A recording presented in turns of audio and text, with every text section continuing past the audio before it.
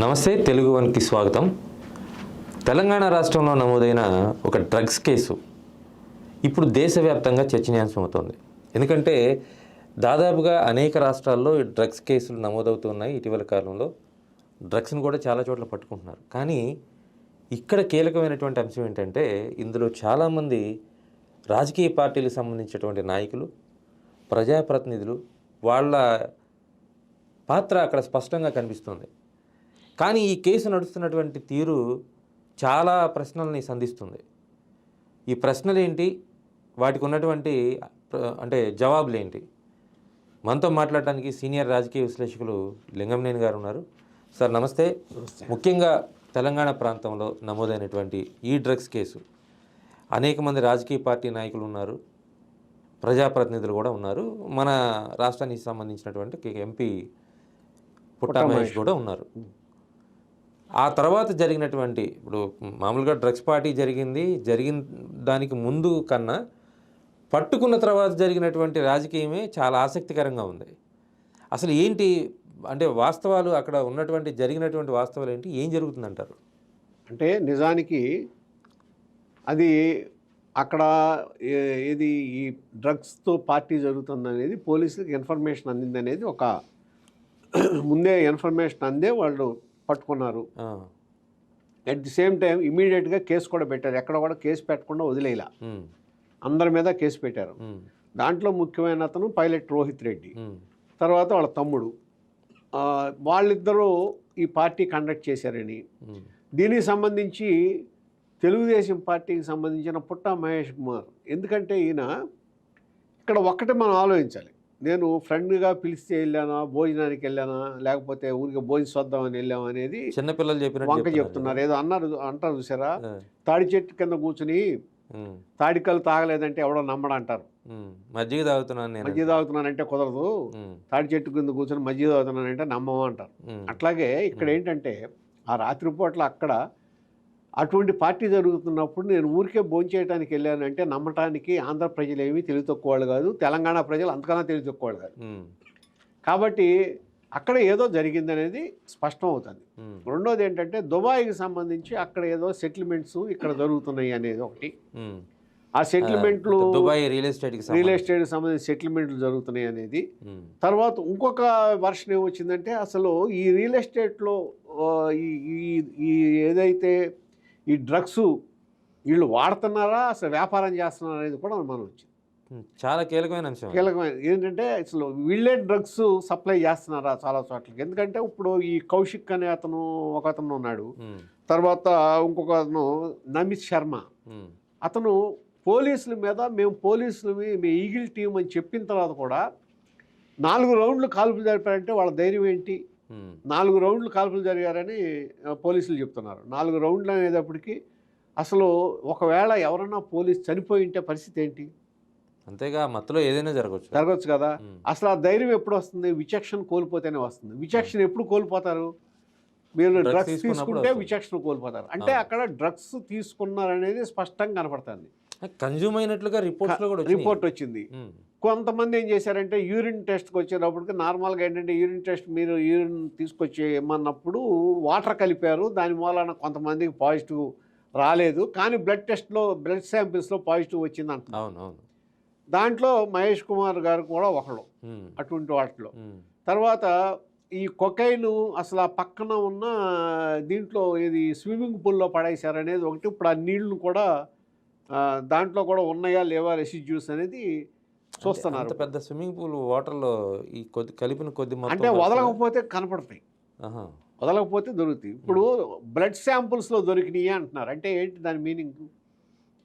Blood శాంపుల్లో దొరికింది అంటే habitual offender, హ్యాబిచువల్గా drugs తీసుకునేవాళ్ళు కాబట్టి డ్రగ్స్ తీసుకుంటేనే బ్లడ్ శాంపుల్స్లో దొరుకుతాయి, లేకపోతే బ్లడ్ శాంపుల్లో దొరకదు. ఆ బ్లడ్ శాంపుల్లో దొరికింది మన ఎంపీ గారు అన్నాడు. అందుకే మీరు ఒకటి గుర్తించండి, చంద్రబాబు నాయుడు గారు మొన్నే అన్నారు, అందరినీ ఇటువంటి వాళ్ళని పార్టీ మోయాల్సిన అవసరం లేదు, డైరెక్ట్గా ఆయనే కామెంట్ చేశారని మీకు అన్ని వార్తాపత్రికలు వచ్చినాయి. ఇటువంటి వాళ్ళని మోసి పార్టీ పరుపోవాల్సిన పని లేదు, ఇటువంటి వాళ్ళని మోయాల్సిన అవసరం లేదు అనేది ఒకటి. అక్కడ అసలు నైతిక విలువలు లేకపోతే ఒక ఎవరో అక్కర్లేదండి, వీళ్ళు ఎవరినో చూడక్కర్లా.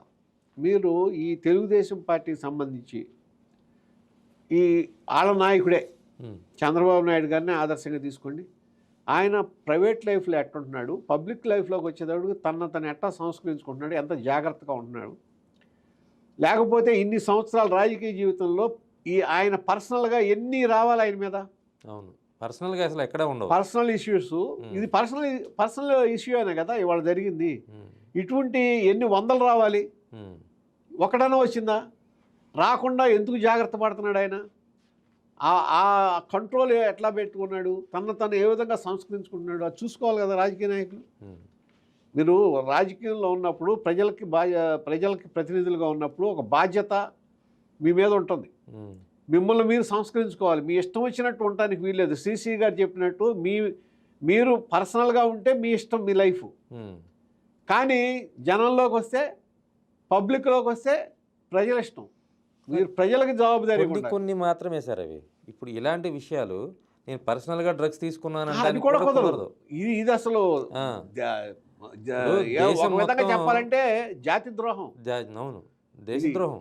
దీని మూలన ఏమవుతుందంటే ఇప్పుడు ఈ స్కూల్స్ దగ్గర, పబ్లిక్ స్కూల్స్ ఇటువంటి వాటి దగ్గర కూడా ఈ డ్రగ్స్ని వేరే విధంగా అలవాటు చేసి పిల్లలకి, వాళ్ళకి ఐస్ క్రీమ్లు నాటిలో నీటిలోనూ కొద్దిగా పెట్టి అలవాటు చేసి వాళ్ళని డ్రగ్స్కి బానిసలుగా చేసే పరిస్థితి వస్తుందని మనం చాలా చోట్ల చూసాం. కొంతమందిని పట్టుకున్నారు కూడా. హైదరాబాద్లో అయితే విచ్చలవిడిగా డ్రగ్స్ అమ్ముతున్నారనేది వచ్చింది. దాని మీద అందుకనే అక్కడ సీఎం రేవంత్ రెడ్డి గారు ఈగిల్ టీం ఏర్పాటు చేసి సివియర్గా దాని మీద యాక్షన్ తీసుకుంటున్నారు. మన ఆంధ్రప్రదేశ్ రాష్ట్రంలో కూడా గంజాయిని అదే విధంగా అణిచేసాం కదా. అవును, తెలుగుదేశం పార్టీ ఇప్పుడు కూటమి ప్రభుత్వం వచ్చిన తర్వాత చంద్రబాబు నాయుడు గారు ప్రత్యేకంగా ఇక్కడ కూడా టీమ్స్ ఏర్పరిచి గంజాయిని లేకుండా దాదాపు కట్టడి చేశారు కదా. అటువంటప్పుడు ఇదే పార్టీకి సంబంధించిన వ్యక్తి దాంట్లో దొరికితే ఒకటి ఇక్కడ రెండు ప్రశ్నలు వస్తాయి. అసలు అక్కడికి ఎందుకు వెళ్ళారని ఒకటి. రెండోది ఏంటంటే తెలుగుదేశం పార్టీకి బీఆర్ఎస్కి ఏ విధమైన సంబంధం లేదు. ఒక విధంగా చెప్తే రెండు వ్యతిరేకమైన పార్టీలు, ఒకరినొకరు విమర్శించుకుంటున్న పార్టీలు. అటువంటి సమయంలో మీరు మీకంటే పడని పార్టీ సంబంధించిన వాళ్ళకి వాళ్ళ ప్రైవేటు విందుకి మీరు ఎందుకు వెళ్ళారు అనేది ప్రశ్న. దానికి సమాధానం చెప్పాలి అసలు పార్టీకి. వీళ్ళు ఎందుకు వెళ్ళారు అనే దానికే సమాధానం చెప్పాలి ముందు. డ్రగ్స్ అనేది ప్రజలకు చెప్పాలి, పార్టీకి చెప్పుకోవాల్సింది ముందు. అసలు ఏంటి, ఎందుకు వెళ్ళావు నువ్వు, మనకు సంబంధం లేని చోటకి ఎందుకు వెళ్ళావు ఏంటి? ఆ లెక్కన అయితే ఒక చంద్రబాబు గారు, లోకేష్ గారు తప్ప దాదాపుగా 90% నాయకులందరూ కూడా సంజాషీలు చెప్పుకోవాలి. అంటే అట్లా కాదు. మీరు ఇక్కడ మామూలుగా ఒక ఫంక్షన్లో కలిసినప్పుడు, పబ్లిక్గా ఉన్నప్పుడు, 10 మందిలో ఉన్నప్పుడు పలకరించుకుంటూ మాట్లాడుకుంటాం వేరు. అది ఎవరైనా చేయాల్సింది. ఎందుకంటే అది ఒక సుహృద్భావ వాతావరణం ఏర్పడుతుంది, ఒక మంచి పద్ధతి కూడా అది. కానీ ఇక్కడ ఏంటంటే మీరు ప్రైవేట్గా సీక్రెట్గా మాట్లాడుకుంటాం, పార్టీకి సంబంధం లేకుండా మీరు ప్రైవేట్గా. ఇక్కడేమవుతుందంటే ఇది పార్టీ వ్యతిరేక కార్యక్రమం, మీ సొంత కార్యక్రమం. మీకు ఏదో దాంట్లో బెనిఫిట్ లేకపోతే మీరు ఎందుకు వెళ్ళినట్టు? దానికి కూడా సమాధానం చెప్పుకోవాలి కదా పార్టీకి. ఇది కాకుండా ఇప్పుడు ఆయన ఏది మహేష్ కుమార్ గారి బ్లడ్ శాంపుల్స్లో మీకు యాంఫిటామిన్ అది దొరికింది. తర్వాత మేధావి యాంఫిటమిన్, ఈ రెండు డ్రగ్స్ శాంపిల్స్ ఉన్నట్టు బయటపడి అని చెప్పి చెప్పారు. రిపోర్ట్ వచ్చింది. ఇంకోటి ఏంటంటే సరే వీళ్ళకి బెయిల్ ఇచ్చి పంపించారా అనేది కొంత ఇమీడియట్గా బెయిల్ ఇచ్చారు అనేది ఒకటైనా ఎఫ్ఐఆర్ పోలా. ఎఫ్ఐఆర్ ఉంది, వాళ్ళు డ్రగ్స్ తీసుకున్నారన్న రిపోర్ట్ ఉంది. దీనికి ఈ రెండు ఉన్నప్పుడు ఖచ్చితంగా వీళ్ళు ఆ కేసును ఫేస్ చేయాల్సిందే. సార్ దీంట్లో ఆయన మామూలు వ్యక్తి కాదు, ఒక ఎంపీ, బాగా డబ్బులున్న వ్యక్తి, పవర్ ఉంది. సరే చంద్రబాబు గారు అతన్ని దూరంగా పెట్టమన్నారు కాబట్టి కొంతవరకు ఏదో దూరంగా ఉంటారు. ఇక్కడ కూడా ఒకటి ఉంది, పొలిటికల్గా బాగా పవర్ఫుల్ వాళ్ళు. ఒకటి గుర్తుపెట్టుకోండి కృష్ణ గారు. ఇప్పుడు ఆదిమూలం సురేష్ మీద ఒక ఇష్యూ వచ్చింది, లేడీస్ విషయం. తర్వాత అరవ శ్రీధర్ విషయంలో వచ్చింది. ఇద్దరి మీద రెండు పార్టీలు మీరు పార్టీ కార్యక్రమాల్లో పాల్గొనమాకండి, మేము ఆయన ఆదిమూలం సురేష్ అయితే ఇమ్మీడియట్గా బహిష్కరిస్తాను, నిన్ను నువ్వు కాదు అని ప్రూవ్ చేసుకున్న తర్వాతే మళ్ళా పార్టీ కార్యక్రమాలకు రమ్మన్నాడు. సరే ఆయన ఏదో సరి చేసుకున్నాడో ఏమైందో అది అయిన తర్వాత వచ్చాడు. ఇక్కడ అదే విధమైన యార్డిస్టిక్ ఎందుకు అప్లై చేయట్లేదు? పార్టీ కార్యక్రమాలు దూరంగా ఉండమన్నారు కదా. దూరంగా ఉండగా సస్పెండ్ చేయాలి. ఎందుకంటే ఇది చాలా పెద్ద క్రైము. మీకు ఇది చిన్నదానికని తీసుకోకూడదు. డ్రగ్స్ నేను తీసుకున్నాను నా ఇష్టం అంటే కుదరదు. నువ్వు ఒక పీపుల్స్ రిప్రజెంటేటివ్వి, సంఘ వ్యతిరేక దేశ వ్యతిరేక కార్యక్రమం అత్యున్నత చట్టసభలో సభ్యుడివి. అటువంటిప్పుడు నువ్వేం చేయాలా? ఇటువంటి కార్యక్రమం జరిగినప్పుడు ముందు అతన్ని పార్టీ నుంచి సస్పెండ్ చేయాల్సిన అవసరం. ముందు అతను ప్రభుత్వానికి, చట్టానికి, న్యాయానికి ఈ విషయాలు చెప్పాలి. ఏది ఒకవేళ అలాంటిది ఏదన్నా నన్ను ఏదో కుట్రలో ఇరికిచ్చారంటే అదేది నమ్మటానికి ఎవరు సిద్ధంగా లేరు, నమ్మరు. ఈ కుట్రలో వెళ్తేనే కదా ఇరికిచ్చేది. ఇప్పుడు కాదు, దీనికి ముందు కూడా అతను దుబాయ్లో చాలా post life style, Dubai life style అందరికీ తెలిసిందే. ఆయన దుబాయ్లో 2 సంవత్సరాలు నుండి వచ్చాడని తెలిసిందే, అక్కడ నుంచి ఇక్కడికి వచ్చారని తెలిసిందే.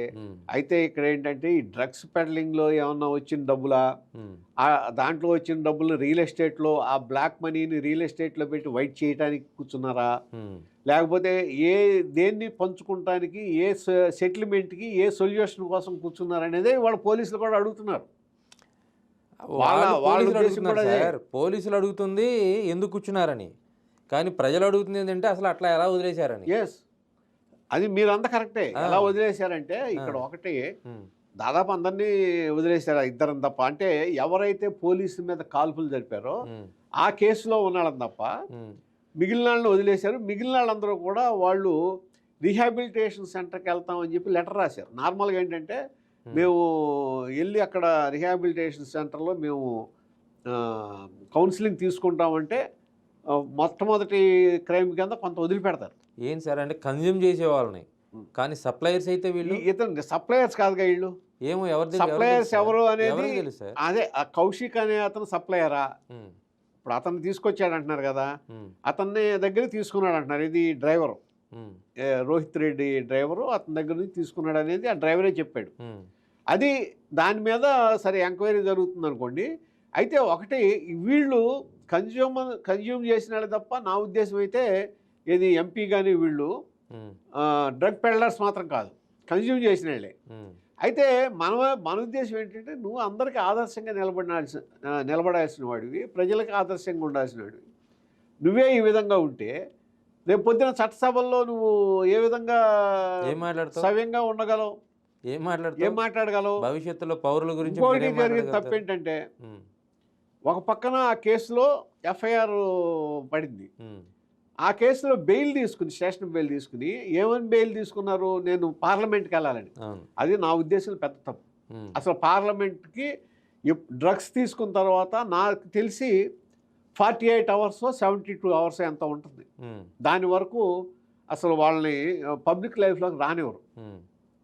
మరి అది అంటే సబ్జెక్ట్ టు కరెక్షన్. నాకు తెలిసి ఏంటంటే 48 కానీ 72 అవర్స్ కానీ ఉంటుంది. దాని వరకు వీళ్ళు పబ్లిక్ లైఫ్లో రాకూడదు. మరి అటువంటిది పార్లమెంట్ ఎలా పంపించారు? పార్లమెంట్ ఎలా దాన్ని యాక్సెప్ట్ చేసింది? ఇది కూడా ఒక ప్రశ్న వస్తుంది, రేపు వస్తుంది. అది కూడా అడుగుతారు. ప్రతిపక్షం ఉంది కదా, ప్రతిపక్షం అడుగుతుంది. అంటే ఇవన్నీ అసలు ఇన్ని ఇబ్బందులు. ఒక పక్క ఈయన ఈ డెవలప్మెంట్ ఎలా చేయాలా, పరిశ్రమలు ఎలా తీసుకురావాలా, లేకపోతే ఆంధ్రప్రదేశ్ ఏ విధంగా అగ్రస్థానం నిలబెట్టాలని తిప్పలు పడుతుంటే అది చంద్రబాబు నాయుడు గారు చూసుకుంటూ ముఖ్యమంత్రి గారు ఆయన చూసుకుంటుంటే వీళ్ళ పని వీళ్ళు చూసుకుంటుంటే ఈ విధంగా సహాయం చేయటం పోయి సెంట్రల్ గవర్నమెంట్కి వెళ్ళి ఏదన్నా ఇంకొక 4 ప్రాజెక్టులు పట్టు రావటం, లేకపోతే ఇంకొక 4 పరిశ్రమల్ని అనుమతి తీసుకురావటం, లేకపోతే ఏదన్నా అక్కడ స్కీమ్స్ ఉంటే ఆ స్కీమ్స్ని మనకి తీసుకొచ్చి ఇంప్లిమెంట్ చేసే విధానం చూడటం, ఇది మానేసి ఈ లగ్జూరియస్ లైఫ్కి అలవాటు పడిపోయి ఇప్పుడే నాకు దాని మీద లగ్జూరియస్ లైఫ్ గురించి అంటే ఒకటి గుర్తొచ్చింది. ఇవాళ నేను కూడా నా ఫేస్బుక్లో పోస్ట్ పెట్టాను. కన్నన్ గారని ఒక మినిస్టర్ ఉండేవాడు కామరాజు నాడార్ గారి గవర్నమెంట్లో. కామరాజు నాడార్ గారు మెడ్రాస్ ముఖ్యమంత్రిగా ఉన్నప్పుడు కన్నన్ అని ఒక దళిత మంత్రి, 11 శాఖలు ఉండేవి ఆయనకి, ఉమ్, 11 శాఖలు. ఆయన ఎక్కడికి వెళ్ళినా సరే ఆయన బట్టలు ఆయనే ఉతుక్కునేవాడు. ఉమ్, ఒకరోజు తిరుచి వెళ్తే అక్కడ ట్రైన్ మిస్ అయిపోయింది. ఉమ్, మిస్ అయిపోతే ట్రైన్ వెళ్ళిపోతే మళ్ళీ నెక్స్ట్ డే కానీ మరుసటి రోజు పొద్దున కానీ ట్రైన్ లేదు. ఉమ్, ఆయన రైల్వే ప్లాట్ఫామ్ మీద పడుకున్నాడు. ఉమ్, పడుకుంటే అర్ధరాత్రి వచ్చి రైల్వే పోలీసులు లేపారు, నువ్వు ఎవరు ఇక్కడ ఎందుకు పడుకున్నావు, పడుకోకూడదని. ఆయన చెప్పాడు అనమాట, నేను ఆర్థికం, హోము, పోలీసు శాఖలకి నేనే మంత్రిని, నా పేరు కన్నన్ అని. వాళ్ళు ఆశ్చర్యపోయి బెంచ్ మీద పడుకున్నారండి సార్, మీరు ఫస్ట్ క్లాస్లో పడుకోవచ్చు, మీకు క్షమించాలి మిమ్మల్ని గుర్తించినందుకు, మీరు లోపలికి రండి ఫస్ట్ క్లాస్లో పడుకోండి అంటే, అక్కర్లేదు నాకు ఇక్కడే ప్రశాంతంగా ఉంది, ఇక్కడే పడుకుంటాను, అక్కడే పడుకున్నాడు ఆయన. ఉమ్, పోలీసులు కాపలా కాసే తర్వాత ఉమ్, మరుసటి రోజు ట్రైన్ ఎక్కి వెళ్ళారు. అటువంటి ఆయన తర్వాత కొన్నాళ్ళకి అట్లా 10 సంవత్సరాలు ఆయన క్యాబినెట్ మినిస్టర్ చేశాడు. ఉమ్. 10 సంవత్సరాలు. నేను రాత్రి ఇదే సందర్భంలో నా మిత్రుడితో ఒక సంభాషణ వచ్చింది. గుమ్మడి నరసయ్య గారు అనే గుమ్మడి నరసయ్య, ఒక ఎమ్మెల్యే గారు, బొమ్మడి నరసయ్య గారు, పాతూరి మన ఈయనున్నాడు సిపిఎం ఆయన, ఆయన కూడా ఇప్పుడు 5 సార్లు ఎమ్మెల్యే చేసి ఆయన ఇప్పుడు ఉయ్యూరులో ఒక వృద్ధాశ్రమంలో ఉంటున్నాడు. ఆయనకు వచ్చే పెన్షన్ మొత్తం పార్టీకి ఇచ్చేసి పార్టీ ఇచ్చే డబ్బులతో వృద్ధాశ్రమంలో ఉంటున్నాడు ఆయన. చూడండి ఇప్పుడు తర్వాత ఇంకోటి ఈయన అదే తర్వాత మదురైలో ఒక హాస్పిటల్కి వెళ్ళాడు, ఎంజీఆర్ గారు చీఫ్ మినిస్టర్. వెళ్తే ఒక ఆయన కింద చాప మీద పడుకుని ఉన్నాడంట, బాగా రష్గా ఉందంటే చాప మీద పడుకున్నాడు. ఈయన ఎవరో తెలిసిన ముఖంలాగా ఉందే అని ఈయనకి అనిపించి ఎవరంటే పోలీసులు ఎంక్వైరీ చేస్తే కన్నన్. వెంటనే ఆయనకి స్పెషల్లో వార్డు తీసుకెళ్ళిపోయి ఆయనకి ట్రీట్మెంట్ చేసి అసలు ఆయన స్థితిగతులు ఏంటి అని తెలుసుకుంటే, ఒక అబ్బాయి ఉన్నాడు గ్రాడ్యుయేట్ కానీ ఉద్యోగం లేదంటే, అది పిలిచి అతన్ని ఎస్ఐ ఉద్యోగం ఇచ్చి ఈయనకి పెన్షన్ అది ఏర్పాటు చేసి, వాళ్ళ అబ్బాయి కూడా చెప్పాడు, మీ నాన్న ఏదైతే తీసుకున్నాడో మీ నాన్నగారి ఆయన నీతి నిజాయితీ నువ్వు నిలబెట్టి చాలని చెప్పి ఉద్యోగం ఇచ్చాడు. ఇవాళ ఆయనది జయంతి. ఈ సందర్భంగా మీ ఛానల్ ద్వారా కన్నన్ గారికి నివాళులు అర్పించుకుందాం. ఖచ్చితంగా సార్. అదే నేను అంటుంది, గుమ్మడి నరసయ్య గారిని ఆదర్శంగా తీసుకోవాలని రాష్ట్రంలో ప్రతి ఎమ్మెల్యే చెప్తుంటారు. కానీ ఆయన లైన్లో నిలబడి హాస్పిటల్లో ట్రీట్మెంట్ తీసుకుంటాడు, ఆ లైన్లో నిలబడి రేషన్ తెచ్చుకునేటటువంటి తత్వం ఉంది ఆయన. కానీ ఈరోజు మీతో నాతో సహా ప్రతి ఒక్కళ్ళు రికమెండేషన్, హాస్పిటల్కి వెళ్తే రికమెండేషన్, దేవుడి గుడికి వెళ్తే రికమెండేషన్, అసలు ఇక ఎమ్మెల్యేల పరిస్థితి అయితే చెప్పాల్సిన పని లేదు. నిజంగా అటువంటి ఇవాళ అన్నిసార్లు ఆయన గెలుస్తున్నారంటే ఇప్పుడు ఎవరైనా సరే నిజాయితీ అనే మాట వస్తే మొట్టమొదటి గుర్తు చెప్పారు ఇవాళ ఉన్నాళ్ళలో గుమ్మడి నరసయ్య గారు, పాతూరు రామయ్య గారు. ఆయన అంతే 5 సార్లు గెలిచాడు. అట్లా మనం చూస్తే చాలామంది ఉన్నారు, పుచ్చలపల్లి సుందరయ్య గారు, గౌతులచ్చన్ గారు, ఏఎన్జి రంగా గారు. వీళ్ళందరూ ఏం సంపాదించుకున్నారు? రూపాయి రాజకీయంలో రూపాయి సంపాదించుకోలేదు. కోట్ల విజయభాస్కర్ రెడ్డి గారు ఆయన అంతే కదా, ఉన్నది కరిగించుకున్నాడు తప్ప ఆయన ఏం సంపాదించుకున్నాడు? ఇవాళ ఏంటంటే సంపాదన గొప్ప అనుకుంటున్నారు తప్ప, ఇవాళ ఇన్ని తరాలు అయిపోయినా, ఇన్ని సంవత్సరాలు అయిపోయినా, దాదాపు ఇన్ని అయిన తర్వాత మనకి కన్నన్ గుర్తుంటున్నాడు, సుందరయ్య గారు గుర్తుంటున్నాడు, లేకపోతే మిగిలిన మహానుభావులందరూ గుర్తొస్తున్నారంటే దానికి అసలు ఎవరు ప్రయారిటీ ఇవ్వట్లా. ఇమ్మీడియట్గా మనం సంపాదించుకోవాలి, ఏ విధంగా సంపాదించుకోవాలి, డబ్బులు ఖర్చు పెట్టాం, ఈ డబ్బులు మళ్ళీ ఎట్లా సంపాదించుకోవాలి, దానికి నిజాయితీ లేదు, ఒక పద్ధతి లేదు, పాడు లేదు, ఎట్లా పడితే అట్లా ప్రజలను దోపిడీ చేయాలనే కార్యక్రమంలో ఉన్నారు. కానీ ఇది ఇప్పటికి నేను అనుకుంటున్న పీక్ వచ్చేస్తుంది. ఎప్పుడో ప్రజల్లో కూడా తిరుగుబాటు వస్తుందా?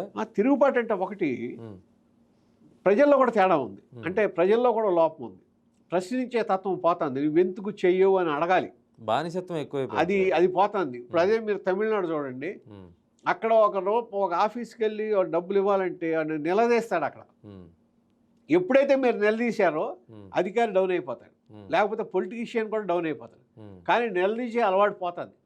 ఎంతసేపు ఏంటంటే లొంగిపోవటం, డబ్బులు ఇచ్చేద్దాం, అది పెంచి పోషిస్తుంది మనమే, దాన్ని తగ్గించాలి. అంటే లొంగకపోతే మళ్ళీ ఇదిగో ఇట్లాగే కేసులు పెడతారు, ఉన్న రేషన్ కార్డులు బీకేస్తారు, పవర్ బీకేస్తారు. అట్లా అది ఎంతమందికి చేస్తారు? అది ఒకటి సింగిల్ అనే కాదు, సమాజంలో అటువంటి తేడా వచ్చిందనుకోండి, ఇప్పుడు మీకు జరిగితే నేను నిలబడాలి, నాకు జరిగితే మీరు నిలబడాలి, ఇండివిజువల్గా ఉండకూడదు, సింగిల్గా. ఆ విధంగా ఒకరికొకరు సహకరించుకుని ఒక్కొక్కసారి సార్ నిలబడితే ఖచ్చితంగా విజయం వస్తుంది. ఒక్కొక్కసారి ఎమ్మెల్యేలని ఎంపీలని ప్రజలు చెడగొడతారు. అవును, ఎందుకంటే వాళ్ళు ఏదో మహానుభావుల్లాగా దైవాంశ సంభూతుల్లాగా వాళ్ళు ఒక బిల్డప్ ఇస్తుంటారు, వీళ్ళు కూడా అయ్యా అయ్యా అని చెప్పని దండం పెడుతుంటారు. సార్ మమ్మల్ని ఎలాగైనా కాపాడండి సార్ అని. కాపాడేది ఏముందండి, అది మీ హక్కు. ఇప్పుడు హాస్పిటల్లో ట్రీట్మెంట్ తీసుకోవడం అనేది మీ హక్కు. అవును, అది అంటే ఎమ్మెల్యే గారి ఒకటి ఇక్కడ దగ్గరికి ఏంటంటే ఏమవుతుందంటే నానాటికి మన దీంట్లో పోరాడే తత్వం తగ్గిపోతుంది. జెనెటికల్ ప్రాబ్లం అయితే ఒకప్పుడు ఒక జెనెటికల్ కాదు, ఇప్పుడు ఆంధ్రప్రదేశ్ భవిష్యత్తులో జెనెటికల్ ప్రాబ్లం అయితే సార్ అదే అవ్వచ్చు. ఇప్పుడు మీరు తీసుకుంటే కమ్యూనిస్టులు, సోషలిస్టులు, అట్లాగే మిగిలిన పార్టీలు, అపోజిషన్ పార్టీలు, వీళ్ళందరూ వాళ్ళు దాదాపు దశాబ్దాల పాటు అధికారంలో లేకపోయినా, అసలు అధికారం రాకపోయినా ప్రభుత్వానికి మీద ప్రజల తరఫున పోరాడేవారు. ఇవాళ ఏంటంటే అసలు పోరాడేవాళ్ళు లేరు, పోరాడటం అనే తత్వం పోయింది.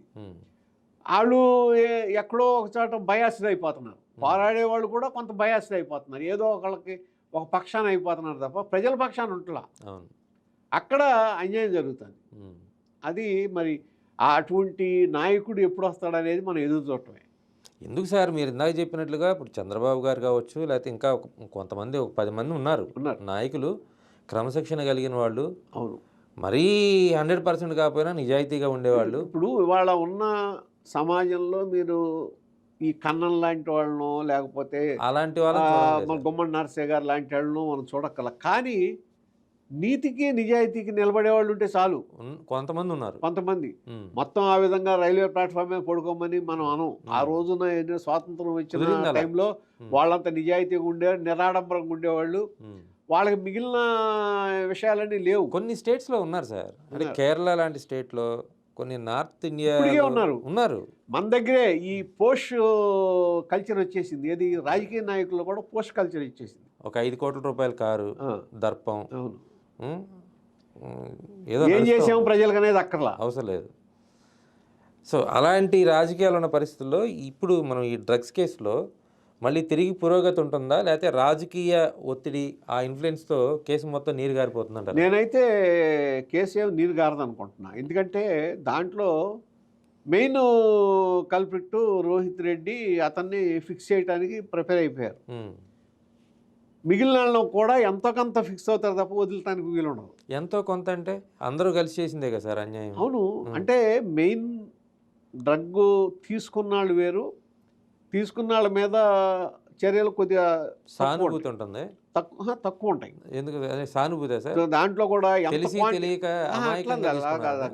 క్వాంటిటీ తీసుకున్నారు అన్న దాన్ని బట్టి కూడా కేసు దాంట్లో ఉంటుంది. ఎంత క్వాంటిటీ, ఎన్ని గ్రాములు తీసుకున్నారు. అదే సార్ నేను మీకు అర్థం వస్తున్నాను. ఎన్ని గ్రాములు తీసుకున్నారంటే పోలీసులు వెళ్లేలోపు అన్ని గ్రాములు తీసుకున్నారు, పోలీసులు వెళ్ళకపోతే ఇంకెన్ని గ్రాములు తీసుకుంటారో లెక్కలేదు. అంటే నేనంటుంది వీళ్ళేమన్నా అమాయకులా సార్? మొదటిసారి మేము తప్పు చేసామంటానికి అమాయకులు అయితే మొదటిసారి తప్పు చేసామంటా, తెలియక తప్పు చేశారు. మొదటిసారి తప్పు చేస్తే బ్లడ్ శాంపిల్స్ లో ఉండదు. పోనీ తెలియక చేసి ఉంటారా? తెలియక చేయడానికి చిన్నపిల్ల కాదు, ఎంపీలు ఎమ్మెల్యే స్థాయిలో కాదు. కాబట్టి నా ఉద్దేశం అయితే కేసు అయితే మాత్రం స్ట్రాంగ్ గానే ఉంటుంది. అదేమి ప్రజల్లో ఉన్నటువంటి భావన ఏంటంటే పుట్టా మహేష్ యాదవ్ ఆయన మామూలుగానే ఎంపీ, వాళ్ళ బ్యాక్గ్రౌండ్ మొత్తం కూడా అటు పిల్లనిచ్చిన మావ కానీ కన్నతండ్రి కానీ పవర్ఫుల్ బ్యాక్గ్రౌండ్ ఉంది, పొలిటికల్ బ్యాక్గ్రౌండ్. 2 తెలుగు రాష్ట్రాల్లో రాజకీయ ఇన్ఫ్లుయెన్స్ ఉపయోగించగలిగినటువంటి కెపాసిటీ ఉంది. ఆ కెపాసిటీతోనే పుట్టా మహేష్ యాదవ్కి ఒక్కడికే స్టేషన్ బెయిల్ ఇవ్వకుండా మిగతా వాళ్ళందరూ కూడా ఇప్పించారు, ఇది పెద్ద కేసు కాదని చెప్పించుకోవడానికి కోసం అనేది ఒకటి నడుస్తుంది. రెండో అంశం ఏంటంటే ఇతనుకున్న పొలిటికల్ బ్యాక్గ్రౌండ్తో సాక్షులను మొత్తాన్ని కూడా ప్రభావితం చేసే అవకాశం ఉందా లేదా? సాక్షులు ఆల్రెడీ ఇచ్చేసారు వీళ్ళందరూ. ఎవడెవడు డ్రగ్స్ సప్లై చేసినాడు ఒప్పుకున్నాడు, అన్ని పట్టుకున్నారు కదా. ఆ సాఫ్ట్వేర్ ఇంజనీర్ ఎవరో అభిషేక్ శర్మ ఎవరు అభిషేక్ ఎవరో అనుకుంటా, ఆ డ్రగ్స్ ఎవరైతే సప్లై చేశారో అతను పట్టుకున్నారు, అతను ఇంటరాగేట్ చేస్తున్నారు. ఎవరు? అతను సాఫ్ట్వేర్ ఇంజనీర్. ఎవరైతే తీసుకొచ్చారో అతను పేరు వచ్చింది. తర్వాత ఎవరు తీసుకున్నారో ఈ రోహిత్ డ్రైవరు, అతను ఒప్పుకున్నాడు నేను తీసుకున్నానని. కొకైన్ అని తీసుకున్నాను, నేనే తీసుకున్నానని ఒప్పుకున్నాడు. సో ఎస్టాబ్లిష్ అయింది, ఎంతవరకు ఎస్టాబ్లిష్ అయింది అనేది మనకు తెలియదు, కానీ ఇష్యూ ఇది కేసు అయితే మాత్రం ఎస్టాబ్లిష్ అయినట్టే. కానీ ఇంకో కొత్త పాయింట్ ఇందాక మీరు చెప్పారు, అసలు డ్రగ్స్ తీసుకున్న వాళ్ళని ఇంట్లో నుంచి బయటకే పంపించకూడదు. అంటే ఎందుకంటే జనజీవన స్రవంతిలో కలపకూడదు. అతను ఒక ఉన్మాద స్థితిలో ఉంటాడు. అలాంటి వ్యక్తిని పార్లమెంటుకి పంపించారంటే మరి ఆ పోలీసుల మీద కూడా చర్యలు తీసుకోవాలిగా. వాళ్ళ పార్లమెంట్కి వెళ్ళమని చెప్పలేదుగా. అందుకే కదా సార్ బెయిల్ అడిగింది. వాళ్ళు బెయిల్ పార్లమెంట్కి వెళ్తాననే కదా బెయిల్ అడిగింది. అది కూడా తప్పే యాక్చువల్గా. అయితే వాళ్ళు వీళ్ళని డైరెక్ట్గా ఇక్కడ నుంచి రిహాబిలిటేషన్ సెంటర్ పంపించాలి. 24 గంటలు 48 గంటలు అక్కడ ఉంచి వీళ్ళు మామూలు స్థితికి వచ్చారు తర్వాత అని కన్ఫర్మ్ అయిన తర్వాత సమాజంలోకి పంపించాలి. అక్కడ కొంత మీరు అన్నట్టు పోలీసులు లీనియంట్గా వ్యవహరించినట్టే. మామూలుగా ఎవరిని కూడా వదిలిపెట్టారు. లీనియన్సీ ఏముండదు సార్. అదే ఏదో తెర వెనక పవర్ఫుల్ బ్యాక్గ్రౌండ్ ఏదో కదలిక వచ్చిందనేదే కదా ప్రజలను. కదలిక వచ్చింది కానీ కాకపోతే కేసులో అయితే ఉంచారు. తర్వాత బ్లడ్ శాంపిల్స్లో కూడా వచ్చిందని వచ్చేసింది కదా. చూద్దాం మరి నెక్స్ట్ రాబోయే 15 రోజుల్లో ఈ పార్లమెంట్ సెషన్స్ అయిపోయిన తర్వాత అతను లొంగుతాడా, అరెస్ట్ చేస్తారా? అరెస్ట్ చేయాల్సిన పని లేదు, ఇంకేం లేదు. స్టేషన్ బెయిల్ ఇచ్చిన తర్వాత ఇంకా అరెస్ట్ ఏం చేయరు. అంటే ఎంక్వైరీ చేయడం అంటే దర్యాప్తులో కొన్ని కీలక అంశాలు తెలిసే అవకాశం కూడా ఉంది అంటున్నారు. ఎవరైతే ఈ డ్రగ్స్ సప్లయర్స్ ఉంటారో వాళ్ళతో మహేష్కి ఉన్నటువంటి లావాదేవీలు ఏంటి, రోహిత్ నేను అనుకుంటాం ఏంటంటే డ్రగ్స్ సప్లయర్స్తో ఇతనికి ఏం పెద్ద లావాదేవీలు ఉండకపోవచ్చు. అంటే రెగ్యులర్గా బయర్స్కి కూడా ప్రాబ్లం ఉంటుంది కదా సార్? బయర్స్కి ఉంటుంది. రెగ్యులర్గా దుబాయ్లో సప్లై చేసే వాళ్ళని ఉంటుంది, రెగ్యులర్గా వీళ్ళ ఇదేంటి అనేది చూడాలి ఎంతవరకు వస్తుంది అనేది. అయితే ఒకటి అసలు ఇటువంటి దాంట్లో ఎంపీ హోదాలో వ్యక్తి చిక్కుకుంటాం, అది కూడా తెలుగుదేశం పార్టీ నాయకుడు కావటం, అది చాలా శోచనీయం. జనాల దృష్టిలో కూడా పార్టీకి కొంత డ్యామేజ్ జరుగుతుంది. ఏముంది సార్, అంటే టీడీపీ అని కాదు కానీ ప్రతి పార్టీలో ఉన్నారు. అంటే ప్రతి పార్టీలో అని కాదు, టీడీపీకి అన్ని 10 సార్లు ఎందుకంటున్నానంటే ఒక క్రమశిక్షణగా జరుగుతుంది. దీనికి పొలిటికల్ క్లాసులు కండక్ట్ చేయటం కానీ, లేకపోతే రెగ్యులర్గా వీళ్ళని మీటింగ్స్ పెడతాం కానీ ఒక సిస్టమేటిక్ పద్ధతి ఉంది. ఇప్పుడు కమ్యూనిస్ట్ పార్టీలు వాళ్ళు ఎట్లా చేస్తారో దాదాపు అదే పద్ధతిలో సిస్టమేటిక్గా తెలుగుదేశం పార్టీ పొలిటికల్గా ఒక సిస్టమ్ ఉంది. ఆ సిస్టంలో ఉన్న నాయకులు ఈ విధంగా చేయటం అనేది కొద్దిగా షాకింగే. అంటే కొత్త రాజకీయ ఎత్తుగడలు కొత్త పార్టీల నుంచి వస్తాయి. రాజకీయ ఎత్తుగడలు అంటే రాజకీయ ఎత్తుగడలు ఉండాలి తప్ప ఈ క్రిమినల్ ఎత్తుగడలు కదా. ఇది క్రైమ్ కింద లెక్క, రాజకీయ ఎత్తుగడ కాదు క్రైమ్. సార్ కొత్త రాజకీయ పార్టీల నుంచి పరిచయాలు, ఇప్పుడు వాడు దొంగ నేను. అందుకే సీట్లు ఇచ్చేటప్పుడు పార్టీలు కూడా ఊరికే డబ్బున్న ప్రతివాడికి ఇవ్వటం కాకుండా బ్యాక్గ్రౌండ్ ఏంటి, అతని పరిస్థితి ఏంటి అనేది ఎంక్వైరీ చేసుకుని వాళ్ళకి తెలుస్తుంది కదా, తెలియకుండా ఉండదు. ఏది ఎవడు ఆ విధంగా మనకు నిలబడగలడు, రేపు పొద్దున ప్రజల్లోకి బాధ్యతగా ఉండగలడు అనేది కూడా చూసి సీట్లు ఇవ్వాలి. సీట్ ఇచ్చేటప్పుడు కూడా ఇట్లా డ్రగ్ శాంపిల్స్ తీపిచ్చేవాళ్ళు, అది కూడా ఒకటి ఉంటుంది. ఇది కూడా మీరు అన్నట్టు ఎందుకంటే గతంలో పెళ్లి చేసేటప్పుడు హెచ్ఐవి టెస్ట్ చేయించేవాళ్ళు, అంటే హెచ్ఐవి బాగా మధ్యలో. ఇప్పుడు ఇట్లాంటి సిస్టమ్ వస్తుంది కాబట్టి రాజకీయ నాయకులు డ్రగ్స్ కేంద్రీకంగా మారిపోతున్నారు కాబట్టి వాళ్ళకి సీట్ ఇచ్చేటప్పుడు ఆ టెస్ట్ కూడా చేయించి డ్రగ్ టెస్ట్ కూడా చేయించి. ఇది ఎలక్షన్ కమిషన్ పెట్టండి, మీరు పెట్టాలి అన్ని కండిషన్తో పాటు ఈ కండిషన్ కూడా పెట్టి. అంటే ఎలక్షన్ కమిషన్ అవసరం లేదు సార్, రాజకీయ పార్టీలు వాళ్ళ నియంత్రణ స్వీయ నియంత్రణ ఉండాలి. కాబట్టి ఇట్లాంటివి ఏంటంటే చంద్రబాబు గారు చాలా ఫాస్ట్గా తీసుకుంటారు ఇలాంటి ఒక ఆలోచన. అదే అందుకనే ఆయన అంది ఇటువంటి ఇది ఈ పనులు చేసిన వాళ్ళందరినీ మోయాల్సిన అవసరం పార్టీకి లేదనేది. అందుకే పార్టీకి నష్టం, ఒకళ్ళు చేసిన పని మొత్తం పార్టీకి నష్టం కదా. నేను ఎందుకు చెప్తున్నానంటే ఒక స్పోర్ట్స్ మ్యాన్ మ్యాచ్ ఆడటానికి వెళ్తున్నప్పుడు అతను డోపింగ్ టెస్ట్ చేస్తారు. అవును. సో అలా ఎందుకు చేయకూడదు? ప్రజాప్రతినిధి ఒక పార్లమెంట్లోకి వెళ్ళేటప్పుడు ఖచ్చితంగా పార్లమెంట్లోకి వెళ్ళేటప్పుడు చేయాలి. అవును. వీడు అతను తాగొచ్చాడు. యాక్చువల్గా మీరు అన్నది పిల్లి వేయటానికి తగిన విషయం ఇది. మనం పిల్లి వేయచ్చు దీని మీద. ఇది పబ్లిక్ ఇంట్రెస్ట్ లిటిగేషను చేయండి. రేపు పొద్దున ఎవరైనా సరే ప్రజాప్రతినిధి అనేవాళ్ళు పోటీ చేయాలంటే నామినేషన్ పత్రాలు దాఖలు చేసేటప్పుడు వాళ్ళు డోపింగ్ దీన్ని రిపోర్ట్ సమర్పించాలి. పార్లమెంట్కి వెళ్ళే వాళ్ళు కూడా లిక్కర్ కన్జ్యూమ్ చేశారా, డ్రగ్ కన్జ్యూమ్ చేశారా అనేది అక్కడ టెస్ట్ చేసి పంపించాలి. నిజంగా మంచి సాంప్రదాయం అది, ఎందుకంటే మారిపోతున్న పరిస్థితులు అట్లా ఉన్నాయి. చూద్దాం దీని ప్రభావం ఏమన్నా ఆ విధంగా ఉంటుందేమో. సో ఖచ్చితంగా ఏదైతే పుట్టా మహేష్ యాదవ్ ఇరుక్కున్న కేసు, ఇరికించిన కేసు, లేదా అమాయకంగా వెళ్ళిన కేసు ఉంది, ఏది డ్రగ్స్ తీసుకున్నటువంటి కేసు, ఆ కేసులో స్టేషన్ బెయిల్ ఇవ్వటం అనేది ఇప్పుడు తీవ్రమైనటువంటి చర్చకు కారణమవుతుంది. ఎందుకంటే సాధారణంగా డ్రగ్స్ తీసుకున్నటువంటి వ్యక్తిని బాహ్య ప్రపంచంలోకే, జనజీవన స్రవంతిలోకే పంపించకూడదు అనేటువంటి ఇది ఉంటుంది. ఎందుకంటే మందు తాగి డ్రైవ్ చేయకూడదు అనే ఎటువంటి నిబంధన ఉందో, డ్రగ్స్ తీసుకొని చట్టసభలకు వెళ్ళకూడదు అనేది చాలా ఖచ్చితంగా ఉంటుంది. అలాంటి పరిస్థితుల్లో నేను చట్టసభలకు వెళ్ళాలి అనే కారణం చెప్పి బెయిల్ తీసుకున్నటువంటి ప్రజాప్రతినిధి అక్కడికి వెళ్ళి ఏం మాట్లాడాడు, ఏం మాట్లాడతాడు, ఎలా ప్రవర్తిస్తాడో తెలియని స్థితిలో ఎందుకు బెయిల్ ఇచ్చారనేది ప్రజల నుంచి వస్తున్నటువంటి ప్రశ్న. అదేవిధంగా పుట్టా మహేష్కున్నటువంటి పొలిటికల్ పవర్తో ఈ కేసు మొత్తాన్ని కూడా తనకి అనుకూలంగా మలుచుకుంటాడు అనేటువంటి వాదన కూడా ఉంది. ఈ వాదనలు, ఈ ప్రశ్నలు ఎలా ఉన్నా రెండు తెలుగు రాష్ట్రాల్లో ఉన్నటువంటి ప్రభుత్వాలు ఈ డ్రగ్స్ని అరికట్టడానికి ఎలాంటి చర్యలు తీసుకుంటాయి, భవిష్యత్తులో టికెట్ కోసం డోపింగ్ టెస్ట్, అదేవిధంగా పార్లమెంటుకు వెళ్ళాలంటే డోపింగ్ టెస్ట్ లాంటివి విధానాలు అవలంబిస్తేనే సమాజంలో ఒక మంచి సాంప్రదాయంతో కూడినటువంటి రాజకీయాలు వస్తాయనేటువంటి ఆలోచన ఉంది. అది ఎప్పటికి కుదురుతుందో చూడాలి.